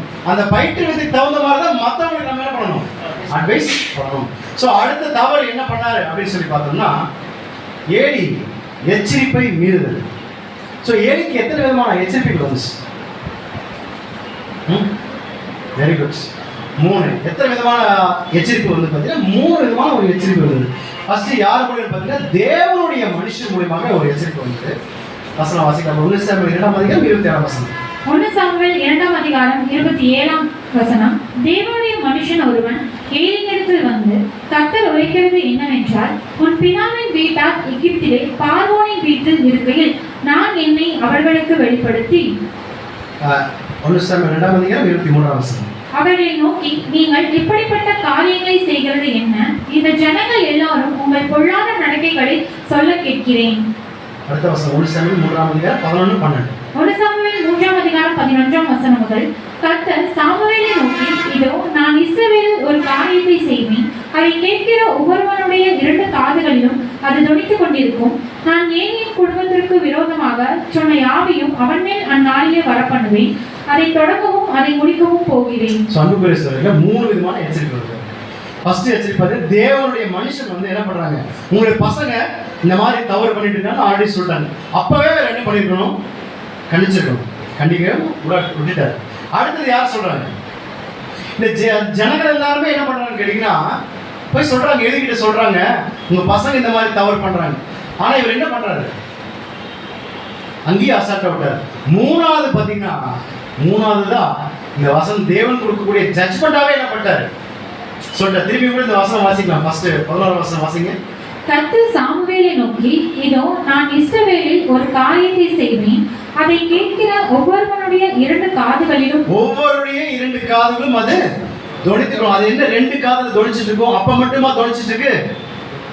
அப்ப மட்டும் இல்ல, இப்ப மட்டுமே தொலைச்சிட்டு இருக்கு. இதனுடைய பாடத்தினுடைய இந்த எச்சரிப்பு, அந்த நியாய தீர்ப்பு எது மட்டும் ஒழிச்சிட்டு இருக்குன்னு பாத்தீங்கன்னா, புது சிருஷ்டியா அழைக்கப்பட்ட பாதங்களா இருக்கக்கூடிய நமக்கும் கூட இது என்ன பண்ணுதுன்னா தோணிச்சுட்டே இருக்கு. அதுதான் தேவனுடைய இந்த ஜட்ஜ்மெண்ட். அதுக்கப்புறமா தான் வருது. சோ இதன் மூலியமாக நமக்கு என்ன பாடம்?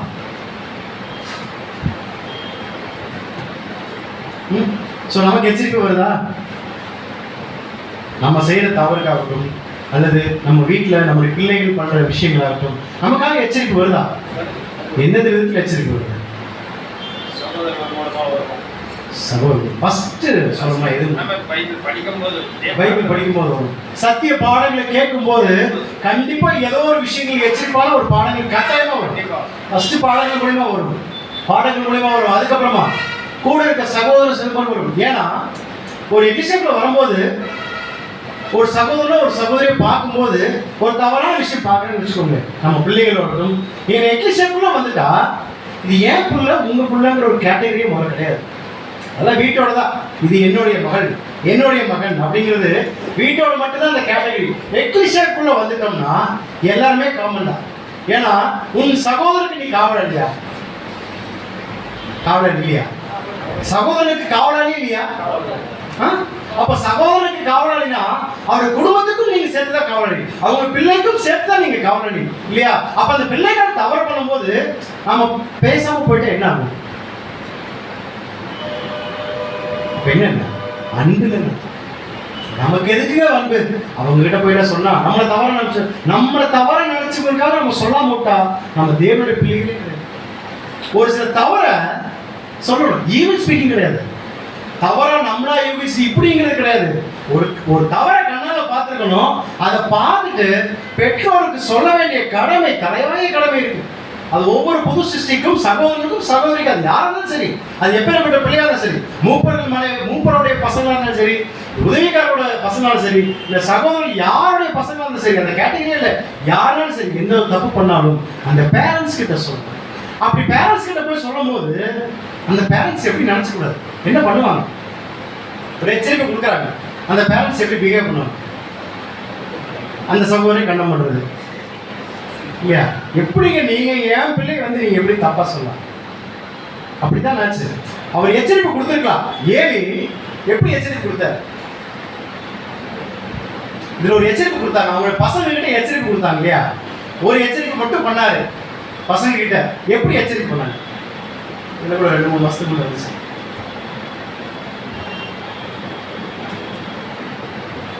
வாசகம் சரி, 1 சாமுவேல் 2ஆம் அதிகாரம் 23ஆம் வசனம். அவர்களை நோக்கி, நீங்கள் இப்படிப்பட்ட காரியங்களை செய்கிறது என்ன? இந்த ஜனங்கள் எல்லோரும் உங்கள் பொல்லாத நடக்கைகளை சொல்ல கேட்கிறேன். எப்படி சொல்றாரு? இல்ல அன்பா சொல்றாரு. எப்படி சொல்றாரு? அந்த விதம் பாருங்க, அந்த இன்டென்ஷன் பாருங்க. இல்ல என்னப்பா உன்னை பத்தி ஏதோ சொல்லிட்டு இருக்காங்க. பண்ணது வந்து தேவனுடைய நீதியை மீறி துணிகரமா செய்யக்கூடிய பாவம் இது இல்லையா? அப்போ அந்த பாவத்துக்கு எப்படி இவர் சொல்றாருன்னா, என்னப்பா உன்னை பத்தி நிறைய பேர் ஏதோ சொல்லிட்டு இருக்காங்க இல்லைங்களா? அப்ப எப்பேற்பட்ட ஒரு கண்டிப்பு, என்ன ரீசன் கேட்டீங்கன்னா, தேவனுடைய ஆவி இல்லை. தேவனுடைய ஆவி தேவனை முழுசா தெரிஞ்சும் கூட தேவனுடைய ஆவி இவர்கிட்ட இல்லை. அதனால என்னன்னு கேட்டீங்கன்னா, அந்த கண்டிப்புங்கிற விஷயத்த இவர் அசால்ட்டாவே விட்டுட்டார். சரி, நமக்கு என்ன பாடம் வருது போட்டு அதுக்காக எச்சரிக்கை வருதுங்கிறதுக்காக போட்டு தோசம் பண்ணலாமா? இல்லை, கண்டிக்க வேண்டிய விஷயத்துல எச்சரிக்கை வரும்போது நாம கரெக்டா அவங்களை கண்டிச்சு வளர்த்தோம். அப்படிங்கிறது ரொம்ப வாலிப்ஸ்ல படிக்கும்போது புது சிஸ்டின் பெற்றோரும் கடமைகள் புக் எடுத்து தயவுசெய்து படிச்சுப்பாங்க. எல்லாத்துக்கும் உண்டான பாடம். நான் எனக்கு இந்த பாடம் படிக்கும்போது என் பிள்ளை நான் எப்படி வளர்க்கணும் நிறைய விஷயங்கள் இப்போ நான் கற்றுக்கிட்டேன். நிறைய விஷயங்களை நம்ம நடத்துறோம், நீதியா நடத்துறோம், கண்டிப்போட வளர்த்துறோம். ஆனா எப்படி அந்த ஒழுக்கத்தோட வாழ்றது, அந்த ரீபிள்ஸ் படிக்கும் போது நிறைய விஷயங்களை நான் கற்றுக்கிட்ட பர்சனலா. தயவுசெய்து என்னோட தாழ்மையான வேண்டுகோள், எல்லாருமே படிக்கலாம். அந்த விஷயம் படிக்கும் போது தெரியும் நிறைய விஷயங்கள் எப்படி வளர்க்கணும், பிள்ளைகளை எப்படி வளர்க்கணும், எப்படி ஒரு நீதியா கண்டிக்கணும், அன்பா எப்படி வளர்க்கணும், தட்டி கொடுத்து எப்படி வேலை வாங்கணுங்கிறது நிறைய விஷயங்கள் இருக்கு. ஸோ அந்த பிரகாரம் செய்யலாம். ஒவ்வொரு சிஸ்டியும் புது சிஸ்டியோட சிந்தனைகள் எப்படி ஒரு அப்போஸ்தலர் பவுல் சொல்றாரு பாருங்க. பிலிப்பியர் 4ஆம் அதிகாரம் 8ஆம் வசனம். பிலிப்பியர் 4ஆம் அதிகாரம் 8ஆம் வசனம். கடைசியாக சகோதரரே, உண்மை உள்ளவைகள் எவைகளோ, ஒழுக்கம் உள்ளவைகள் எவைகளோ, நீதி உள்ளவைகள் எவைகளோ, கற்புள்ளவைகள் எவைகளோ, அன்புள்ளவைகள் எவைகளோ, நற்கீர்த்தி உள்ளவைகள் எவைகளோ, புண்ணியம் எதுவோ, புகழ் எதுவோ, அவைகளையே சிந்தித்துக் கொண்டிருங்கள். எத்தனை விதமான அவைகளும் வந்துச்சு. உண்மை உள்ளவைகள் எவைகளோ, ஒழுக்கம் உள்ளவைகள் எவைகளோ, நீதி உள்ளவைகள் எவைகளோ, கற்புள்ளவைகள் எவைகளோ, அன்புள்ளவைகள் எவைகளோ, நற்கீர்த்தி உள்ளவைகள் எவைகளோ, புண்ணியம் எதுவோ, புகழ் எதுவோ, அவற்றையே சிந்தித்துக் கொள்ளும். அதாவது இந்த புது சிஸ்டின் சிந்தனைகள் எப்படி இருக்க வேண்டுமோ அப்போஸ்தலர் பவுல் வசந்த கிளியரா சொல்றாரு. ஏன் இவர் ரொம்ப சிந்தனை குறித்து ரொம்ப இன்சிஸ்ட் பண்றாரு? ஏன்னு கேட்டீங்கன்னா, சிந்தனையை பாதுகாக்கிறது, புது சிந்தனையை பாதுகாக்கிறது ரொம்ப ரொம்ப முக்கியமான விஷயம். ஏன்னா சாத்தான் எப்படி விலகப்பான் சிந்தையில இது பண்ணுவோம். ஏன்னு கேட்டா புது சிருஷ்டியை சீக்கிரமா விலக முடியாது. கரெக்டுங்களா? சில பேர் விழுந்து போயிடுவாங்க, சில பேர் ஸ்ட்ராங்கா இருக்கவங்கள சாத்தானால விலக முடியாது. அப்ப என்னென்ன யுக்தியை கையாளுவோம்னா, இச்சையில விளைவிக்கிறதுக்கு, இப்ப இருக்கிற வாலிப பிள்ளைகளை இச்சையில விளைவிக்கிறதுக்கு அநேக யுக்திகளை பயன்படுத்துவோம் இல்லைங்களா? இதுதான் இச்சை கிடையாது. அதாவது ஒரு தவறுக்குள்ள போய் தான் அது தவறான விபச்சாரம் மாதிரியோ அப்படிங்கிறது கிடையாது. அப்படியே விழ வைக்கிறதுக்கு ஒரு லேக்கியோன் குடும்பம் செயல்படும். ஒரு லேக்கியன் குடும்பம்னா 6000 சேர்ந்ததா ஒரு லேக்கியன் குடும்பம். அப்ப 6000 விதமான இச்சைகளை என்ன பண்ணுவோம் கேட்டீங்கன்னா புது சிருஷ்டி மத்தியில பயன்படுத்தும். ஏன்னா புது சிருஷ்டி விட வைக்க முடியாது. அப்ப புது சிருஷ்டியை விட வைக்கணும்னா என்னென்ன யுக்திகளை கையாளலாம்னு பார்ப்போம். என்னென்ன விஷயத்தை பண்ணுவோம்? ஃபர்ஸ்ட் எங்க கை வைப்பான்? குடும்பத்தை கை வைப்பான். ஏன்னா நம்ம நல்லா ஓடிட்டு இருப்போம். நம்ம என்ன படிச்சுட்டு இருப்போம்? நான் தேவனுக்கு பிரியமா நினைக்கிறேன்னு நினைச்சிட்டு ஓடிட்டு இருப்போம். ஆனா எங்க கை வைப்போம்னா நம்ம பிள்ளைகள் மேல கை வைப்போம் இல்லைங்களா? நம்ம பிள்ளைகள் மேல கை வச்சா அங்க சோர்ந்து பார்ப்போம், விழுந்து போக பார்ப்போம். விழுந்து போக வைக்கிறதுக்கு ஒவ்வொரு விஷயம் பண்ணும்போது நம்ம இந்த புது சிருஷ்டி என்ன முடிவு எடுக்கணும்னா, எப்பேற்பட்ட விஷயங்கள் தேவன் நமக்கு சோதனை சரி நாம என்ன பண்ணணும்? கண்டிப்பா விஷயத்துல கரெக்டா சொல்லி வளர்த்துறோம்னா நம்ம என்ன பண்ணலாம்? அதுல இருந்து தப்பிச்சுக்கலாம். சோ அன்புக்குரிய சகோதரர்களே, இப்ப எச்சரிப்பு வருது அப்படின்னா நம்ம ஒரு சகோதரனோ ஒரு சகோதரி சொல்லும் போது நாம எப்படி பண்ணணும்? மனத்தாழ்மையா நாம என்ன பண்ணணும்? அவரை கோவிச்சுக்காம நம்ம என்ன பண்ணணும்? வீட்டுல எப்படி சரி பண்ணணுமோ சரி பண்ணிக்கணும். இல்லைன்னா தேவன் என்ன பண்ணுவாரு? 2 முறை எச்சரிக்கை வந்துச்சு, இப்ப கடைசி என்ன பண்ணிட்டார்? ஜட்மெண்டே கொடுத்தாரு இல்லையா? ஆனா தேவன் அதை சொல்லி புரிய வைக்கும் போது, டைரக்டாவே சொல்லி புரிய வைக்கும், அந்த காரியம் எப்படி இருக்கும்? கொஞ்சம் மண்டையில் நறுக்குன்னு கொட்டி புரிய வைக்கிற மாதிரி தான். அந்த மாதிரி நம்ம நிலைமைக்கு கொண்டு போக வேண்டாம். தேவனுடைய பிள்ளைகள் எல்லாத்துக்கும் சத்தியம் தெரிஞ்சிருக்கு. ஸோ சத்தியத்தின் பிரகாரமாக நம்ம என்ன பண்ணலாம்னா வழி நடத்தக்கூடிய பிள்ளைகளாக இருக்கணும். ஸோ இதுதான் ஏலி செய்திட்ட தவறுகள். பாசிட்டிவா ஒரே ஒரு விஷயம் ஏலி குறித்து சொல்லணும் அப்படின்னா, நம்முடைய மூத்த சகோதரருடைய அந்த ரைட்டிங்ஸ், அநேக ரைட்டிங்ஸ் ஏலியை பற்றி குறித்து சொல்லியிருக்காரு. நிறைய பாடங்கள் இருக்கு. ஒவ்வொரு கண்ணோட்டத்திலும் ஒவ்வொரு சப்ஜெக்ட் தகுந்த மாதிரி எழுதியிருக்காரு. இந்த சப்ஜெக்ட்ல அவர் கொண்டு போன விதம் கடைசியா பாசிட்டிவா என்னன்னு பாத்தீங்கன்னா, பாசிட்டிவா சொல்றதுக்கு ஒண்ணுமே இல்லை. கேட்டீங்களா? பாசிட்டிவா சொல்றதுக்கு ஒண்ணுமே இல்லை. என்னன்னு கேட்டீங்கன்னா, நிறைய விஷயத்த அவர் கடைப்பிடிச்சாருன்னா, மாசேரன் கடமையில் அவர் என்ன பண்றாரு? கரெக்டாக சொந்த குடும்பத்தையும் கரெக்டா பார்க்கணும். ஏன்னா ஜட்ஜ்மெண்ட் மற்றவங்க கொடுக்கும்போது வீட்டில் என்ன பண்றாரு? மாட்டாரா? இந்த ரீபரன்ஸை கொடுக்கும்போது என்ன பண்றாருன்னா, ஏலியின் அருமையான கீழ்ப்படிதல்ங்கிற ஒரு தலைப்பின் கீழ் நம்ம படிக்கலாம் சார், வாசிக்கலாம். பிள்ளையாகிய சாமியேல் வழியாக தேவன் தன்னிடம் பேசுவதன் மூலம் தேவன் தன்னை புறக்கணிக்கின்றார் என்று புரிந்து கொண்ட காரியமானது கோபத்தை மூட்டுவதற்குரிய பெருமையின் ஆவியை தூண்டி விடுவதற்கு போதுமான காரணமாக இருந்திருக்கும். அது பாத்தீங்கன்னா ஏலி எப்போ உணர்றாருன்னு பாத்தீங்கன்னா, ஏலி ஆசாரியர், அங்க யார் இருக்கிறா? சாமுவேல் இருக்கு. அப்படி அப்போ தேவன் சாமுவேல் வந்து ஓடி வரும்போது என்கிட்ட கேட்டீங்களா, என்கிட்ட பேசுனீங்களா அப்படின்னு சொல்லும்போது ஒரு விதமான உணர்வு வந்துருக்கு. என்ன விதமான உணர்வு? ஏன் தேவன் என்கிட்ட பேசல அப்படிங்கிற உணர்வு வந்திருக்கும். அது என்னன்னா, புரிந்து கொண்ட காரியமானது கோபத்தை மூட்டுவதற்கு பெருமையின் ஆவியை தூண்டுவதற்கு போதுமான காலம் இருக்கு இல்லையா? அடுத்த வாசகம் சகோதரி. ஆனால் ஏலியின் நடத்தையோ அவருடைய இருதயம் மென்மையாய் இருப்பதை காட்டுகின்றது. கர்த்தர் தன்னிடம் தெரிவித்ததை சாமியேல் தெரிவித்த போது ஏலி, அவர் தமது பார்வைக்கு நலமானதை செய்வாராக, இது கர்த்தருடைய நியாய தீர்ப்பு, இது நிச்சயமாக சரியானதும் நிச்சயமாக நல்லதும் தான். கர்த்தர் தம்முடைய பார்வைக்கு நலமானதை செய்வாராக. ஒருவேளை என்னுடைய சொந்த குடும்பத்திற்கு அழிவு வருவதாகவும், ஒருவேளை ஆசாரியத்துவத்திலிருந்து என்னுடைய குடும்பம் தள்ளப்படுவதாக இருப்பினும் கர்த்தர் தம்முடைய பார்வைக்கு நலமானதை செய்வாராக என்று கூறினார். சோ என்ன முடிவு பண்ணிட்டாரு? என்ன முடிவு பண்ணிட்டாருன்னா, கீழ்படிச்சாரு. அது ஒரு காரியம். தாழ்மை என்ன பண்ணிட்டாரு? தேவன் என்கிட்ட பேசலன்னு சொல்லும் போது அவர் என்ன பண்ணார்? ஓகே ரைட், தேவன் என்ன பண்ண ஆரம்பிச்சாரு? ஜட்ஜ்மெண்ட் கொடுக்க ஆரம்பிச்சாரு. ஏன்னா தேவன் நீதி உள்ளவர்கள் இவருக்கு நல்லா தெரியும். தேவன் எந்த மாதிரி காரியங்கள் நமக்கு ஜட்ஜ்மெண்டா கொடுப்பாருன்னு இவருக்கு தெரியும். என்ன பண்ணாரு? தாழ்மையா தேவன் அவருடைய கர்த்தர் அவருடைய பார்வைக்கு செம்மையானதான் செய்வார். இப்படி எடுத்துக்கலாம். அவரு செஞ்சுதான் தீவார், ஒன்றும் பண்ண முடியாது அப்படிங்கிற மாதிரி நிலைமைக்கு கொண்டு வந்தார் இல்லையா? ஆனா அருமையா என்ன பண்ணாரு? கீழ்படிச்ச பொறுப்பு பெருமையே வந்திருக்கும் இல்லையா? நான் எவ்வளவு பெரிய ஆசாரியன், இந்த குட்டி பையன் போய் சொல்லியிருக்காரு, தேவன்கிட்ட போய் கோவிச்சுக்க முடியுமா? தேவன்கிட்ட போய் கோவிச்சுக்க முடியுமா? ஏன் என்கிட்ட பேசல? தேவன் நம்ம கிட்டே எச்சரிக்கை கொடுக்க வச்சுக்கோ, தேவன் நம்ம கோவிச்சுக்க முடியுமா? ஆனா ஈஸியா சகோதரர்கள் கோவிச்சுக்கோ இல்லையா? சோ இவர் என்ன பண்ணாரு? ஹம்பிள்னஸா தாழ்த்திட்டார். அடுத்த வாசிக்கலாம். ஏலியின் இவ்வார்த்தைகள் முழுமையாக கீழ்ப்படிந்து ஒப்புக் கொடுப்பதற்கு ஒரு அருமையான உதாரணமாக காணப்படுகின்றது. ஏலி ஒருவேளை சில விஷயங்களில் பலவீனமாய் காணப்பட்டாலும் கூட வேறு விஷயங்களில் பலமாய் காணப்படுகின்றார். அதாவது அவருடைய தாழ்மையிலும் கீழ்ப்படிந்து ஒப்புக் கொடுத்தலிலும் இருந்து பலமாய் காணப்படுகின்றார். அவர் ஏதோ விஷயங்களை தவறு விட்டா கூட இவர் என்ன பண்ணார்? இந்த கீழ்ப்படிதல்ங்கிற ஒரு விஷயத்துல என்ன பண்றாருன்னா, அவரு கரெக்டா ஃபாலோ பண்ணார். ஏலி இந்த விஷயத்த எப்படி கொண்டு போயிட்டாரு பார்த்தீங்கன்னா, அப்படியே என்ன சொல்றது, மாம்சமாவே கொண்டு போயிட்டார். ஸ்பிரிச்சுவலா அவர் என்ன பண்ணார்? அவரு தன்னுடைய குடும்பத்தை சரியா வளர்த்தாதனால இது மூலியமா என்ன அவருக்கு பாடம்? இப்ப தாவீது தவறு செஞ்சாரு இல்லையா? ஏலி தவறு செஞ்சுட்டாங்க, தாவீது தவறு செஞ்சாங்க. தாவீது தவறு செய்யும் போது அவர் என்ன பண்ணாரு? வத்சேபா விஷயத்துக்கு தவறு செய்யும் போது குழந்தைய அடிச்சினாலும் தெரியும். என்ன பண்ணிட்டார் தாவீது? தேவனுடைய நீதி எப்பவுமே மாறாது. ஜட்ஜ்மெண்ட் கொடுக்கிறது தான். அந்த குழந்தை அழிவுக்கு தான், அதுல ஒன்றும் மாற்றமே இல்லை. ஆனா என்ன பண்ணாரு தாவீது? புரியலைங்க. மனம் திரும்புறாரு இல்ல பிரதர், மனம் திரும்ப. அவர் என்ன பண்ணாரு? தேவன் அந்த குழந்தைய அழிக்க போறாரு. தாவீது அந்த பத்சேபாள் மூலமா பிறந்த குழந்தைய அழிக்க போறாரு இல்லையா? அது தேவனுடைய நீதி, அதுல மாற்று கருத்தை இல்லை. ஆனா தாவீது என்ன பண்ணாரு? தேவன்கிட்ட பிரேயர் பண்ணியா? எப்படி பிரேயர் பண்ணாரு? உபவாசம் வந்து தேவனை எப்படியாவது மன்னிச்சிருக்கேன்னு சொன்னார் இல்லையா? தேவனை நீதி விட்டு கொடுக்கல, அவர் அழிக்கிறதா. ஆனால் இவர் என்ன பண்றாரு? ஏழு என்ன பண்ணிருக்கலாம்?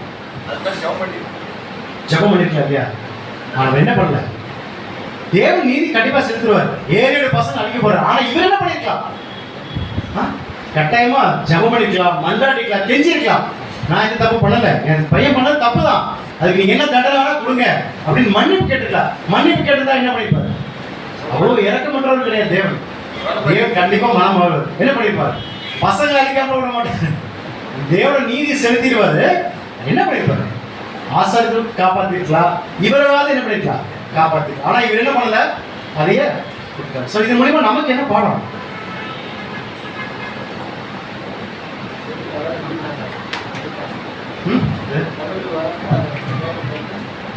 தேவனோட நம்ம என்ன பண்ணணும்? கம்ப்ளீட்டா என்ன பண்ணணும்னா, கம்ப்ளீட்டா நம்ம வாழ்க்கையில எந்த ஒரு காரியங்கள் நடந்தாலும் சரி, நம்ம என்ன பண்ணணும்? தேவனிடத்துல சரண்டர் ஆகணும், அவ்வளவுதான். எல்லாருமே தவறு, எல்லாருமே 100% ஓட முடியுமான கண்டிப்பா ஏதாவது தவறுக்குள்ள நம்ம போவோம். இன்னும் மாம்சத்துக்குள்ள இருக்கிறோம், உலகத்துக்குள்ள போறோம், நிறைய விஷயங்களை பார்க்குறோம், நிறைய விஷயங்களை நம்ம செய்யறோம், வீட்டுக்குள்ள இருக்கிறோம். 100% பண்ண முடியுமா அப்படின்னா 100% பண்ணினா சபையா போயிருப்போம் இல்லையா? எல்லாருமே விலங்கு இடத்துல நிறைய விஷயங்கள் தவறுல போகும். அப்படி தவறு பண்ணும்போது நம்ம ஒரே ஒரு நினைவு கொண்டு என்னன்னா, துணிகரமா நம்மளே பண்ணக்கூடாது. துணிகரமா என்னன்னு தெரியுங்களா? தேவனுக்கு நான் போக மாட்டேன், நான் தான் கரெக்ட் அப்படின்னு நினைச்சிட்டு நமக்குள்ளே நம்ம ஜட்ஜ்மெண்ட் கொடுத்துரும். நம்ம சொல்றதே கரெக்ட், நமக்குள்ளேயே நம்ம என்ன பண்ணுவோம்? ஜட்ஜ்மெண்ட்ல போயிடக்கூடாது. தேவன் அப்படின்னா செஞ்சா தீர்வார் அப்படின்னு நம்ம முடிவு கொண்டு வரக்கூடாது. நாம என்ன பண்ணணும்? எந்த ஒரு காரியம் இருந்தாலும் தேவனுடைய கருத்துல சார்ந்து இருந்தாதான் அந்த தேவனுடைய கைடன்ஸ் கிடைக்கும். வசனம் வாசிக்கலாம் பாருங்க. 4ஆம் அதிகாரம் 1ஆம் வசனம். யாக்கோபு 4ஆம் அதிகாரம் 1ஆம் வசனம். யாக்கோபு 4ஆம் அதிகாரம் 1ஆம் வசனம். கர்த்தருக்கு முன்பாக தாழ்மைப்படுங்கள், அப்பொழுது அவர் உங்களை உயர்த்துவார். அவர் முன்னாடி என்ன தாழ்மைப்படுத்தினா அவர் என்ன பண்ணுவார்? உயர்த்துவார். அடுத்த வசனம் வாசிக்கலாம். 1 பேதுரு 5ஆம் அதிகாரம் 8ஆம் வசனம். 1 பேதுரு 5ஆம் அதிகாரம் 8ஆம் வசனம். தெளிந்த புத்தி உள்ளவர்களாய் இருங்கள், விழித்திருங்கள், ஏனெனில் உங்கள் எதிராளி ஆகிய பிசாசானவன் கெர்ச்சிக்கிற சிங்கம் போல் எவனை விழுங்கலாமோ என்று வகை தேடி சுற்றித் திரிகிறான். சோ லாஸ்ட் டேஸ்ல சாத்தான் எப்படி இருக்கு அப்படின்னா, எவனை விழுங்கலாமோ என்று வகை தேடி சுத்தி புது சிருஷ்டி விளைவிக்கிறத நிறைய விதமான போட்டங்கள் இருக்கு. ஸோ நம்ம என்ன பண்ணக்கூடாதுன்னா, அதுல முக்கியமான டார்கெட் என்ன கேட்டீங்கன்னா, ஃபர்ஸ்ட் ஃபேமிலி தான். ஃபேமிலி தான் ஃபர்ஸ்ட் அழிவிப்பாங்க, அதுக்கப்புறம் தான் எக்லிஷா இருக்கு. அதுலேயே பாதி சோர்வடைகிறதுக்கு நிறைய விஷயங்களை அனுபவங்களை கொடுப்பாங்க. தேவன் அனுமதிப்பார். தேவன் அனுமதிக்காம ஏதோ ஒரு காரியம் நடக்குது நமக்கு. தேவனோட அனுமதி இல்லாம நடக்கிறது இல்லை. ஆனா அனுமதிக்கிற விஷயம் எதுக்குன்னு கேட்டீங்கன்னா நன்மைக்கு தான், இல்லைங்களா? பேதுரு தண்ணீரை விழுந்தார், பேதுருவை அனுமதித்தார் இல்லைங்களா? பேதுரு தண்ணிக்குள்ள மூழ்கிறதுக்கு யார் அனுமதி கொடுத்தது? பேதுருவே விழுந்துட்டாரா தண்ணியில போகும்போது? பேதுருவே விழுந்துட்டாரா? தேவன் அனுமதிச்சார், உள்ள போனாரு. ஆனா மூழ்க விட்டாரா? தூக்கிட்டாரா இல்லையா? தேவன் அனுமதிக்கலை. தேவன் அவரை கீழே விழுகிறதுக்கு அனுமதிச்சார், ஆனா சாகடிக்க அனுமதிக்கல. அது போலதான் நம்முடைய வாழ்க்கையில தேவன் எல்லா விதமான சூழ்நிலையும் அவருடைய பார்வைக்கு மறைவான ஒன்று இல்லை. தேவன் நம்ம சூழ்நிலை நம்மளுடைய கேரக்டர் டெவலப் பண்றதுக்காக ஒரு சில விஷயங்களை அனுமதிக்கும் போது தாழ்மையா அவரிடத்துல போகும்போது, நீங்க நினைச்சு பாருங்க, ஜபத்துல நம்ம பேசிட்டு இருக்கும்போது, இன்க்ளூடிங் ஜபத்துல எப்படி இருக்கும்? பேசிட்டு இருக்கும்போது தேவனுடைய பயபக்தி எப்படி இருக்கும்? எல்லா விஷயங்களும் தெரியும். நரகம் சொல்லி பயப்படுத்தி இருக்கிறாங்க, நிறைய விஷயங்களை தேவன் நம்மளை தண்டிச்சிடலாம்னு பயப்படுத்தும் போது எவ்வளவு ஒரு பயபக்தி இருந்தது.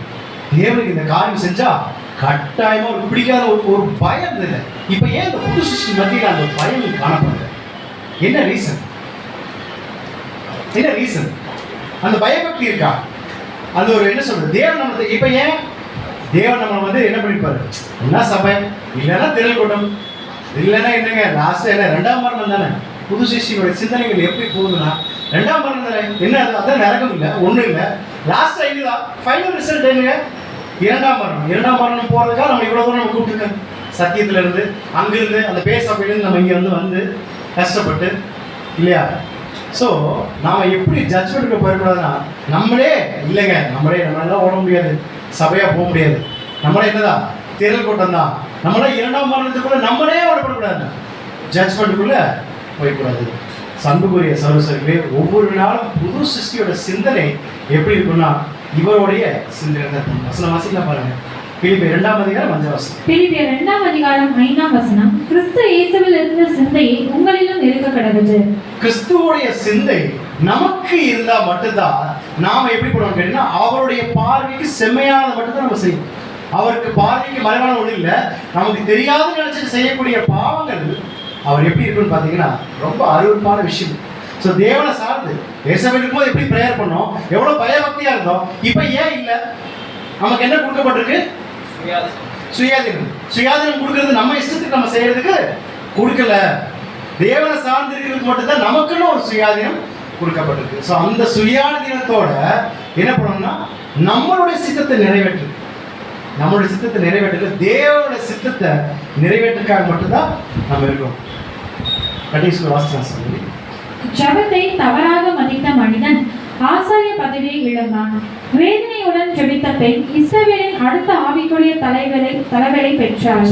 என்ன மெயின் கான்செப்ட்? ஜெபம். தேவனிடத்துல நாம அதிகமா சேரும் போது ஜெபத்திலும் சரி, அப்பதான் ஒரு ரிலேஷன்ஷிப் இருக்கும்.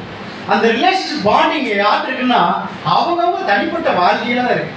இது யார் சொல்லி கொடுத்தோ இல்ல சப்ஜெக்ட் எடுத்தோ இது மண்டல ஏறாது. என்னன்னா இருக்கட்டும், தன்னுடைய சுய ஒழுக்கம் இருக்கு. அந்த சுய ஒழுக்கம், தனி மனித சுய ஒழுக்கம் இருக்கு. அதை நம்ம கடைப்பிடிச்சாதான் தேவனிடத்துல அதிகமா சேரதா அந்த கைடன்ஸ் கிடைக்கும். நம்ம பிள்ளைகளை எப்படி வளர்க்கணும், அந்த ஒழுக்கத்தோடு எப்படி வளர்க்கணும், நம்ம எப்படி நடந்துக்கணும், ஃபர்ஸ்ட் நம்ம நடக்கணும் இல்லையா. நம்ம நல்லா கரெக்டா தேவனுடைய நீதிக்கு ஒவ்வொரு விஷயம் எக்லிஷியால கடைப்பிடிச்சாதான் நம்மளுடைய பிள்ளைகளும் நம்மளை பார்த்து என்ன பண்ணுவாங்க, அதை ஃபாலோ பண்ணுவாங்க. நம்ம பிள்ளைகளை மட்டுமே குற்றம் சொல்ல முடியாது. ஃபர்ஸ்ட் நம்ம நீதியா நடந்துக்கணும். நம்ம நீதியா நடந்தா தான் நம்மளுடைய பிள்ளைகள் என்ன பண்ணுவாங்க கேட்டீங்கன்னா நம்மளை பார்த்து அப்பா இப்படிதான் இருக்காரு, கரெக்ட், ஓகே, எக்லிஷியால் இப்படிதான் நடந்துக்கணுமா, நீதியா நடக்கணுமா அப்படிங்கிறது யாரை பார்த்து கத்துக்குவாங்கன்னா பிள்ளைகள் பெற்றோர்கள் பார்த்து கத்து. அப்ப நம்ம என்ன பண்ணணும், எல்லாம் எங்களுடைய என்னையும் சேர்த்துக்கலாம், நம்ம நீதியா இருக்கணும்.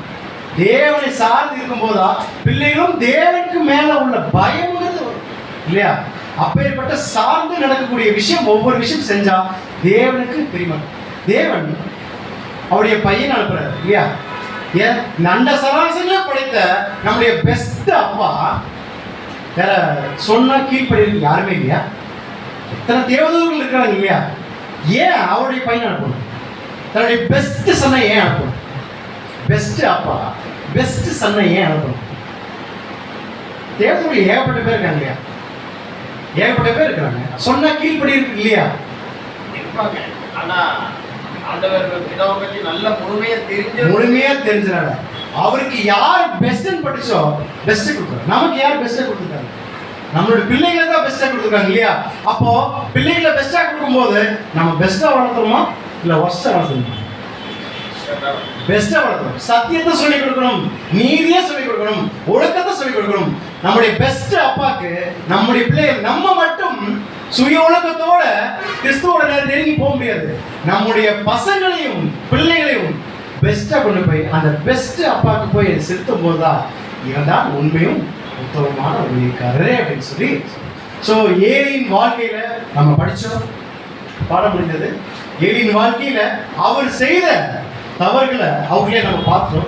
அந்த தவறுகள் மூலியமாக புது சிஷ்டி அழைக்கப்பட்ட நமக்கு என்ன விதமான ஒரு பாடங்கள், எச்சரிப்பான பாடங்கிறது நம்ம பார்த்தோம். எது செய்யணும் எது செய்யக்கூடாது அப்படிங்கிறது ஒவ்வொரு விஷயம் பார்த்தோம்.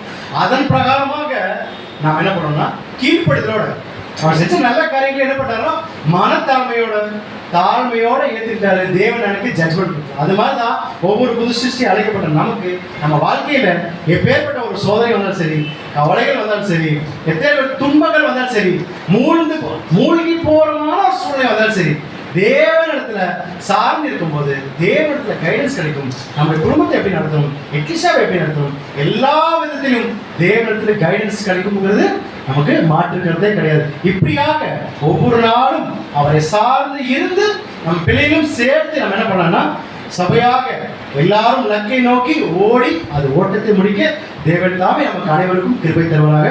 கேட்ட ஒவ்வொரு வசனங்களும் பிதாவாகிய தேவன் தாமே ஆசீர்வதித்து வழிநடத்துவாங்க. பொறுமையோடு கேட்டவங்க அனைவரும் தேவன் ஆசீர்வதித்து வழிநடத்துவாங்க. பிதாவாகிய தேவனுடைய நாமம் கிறிஸ்துவின் மூலமாக மகிமை பெறுவதாக.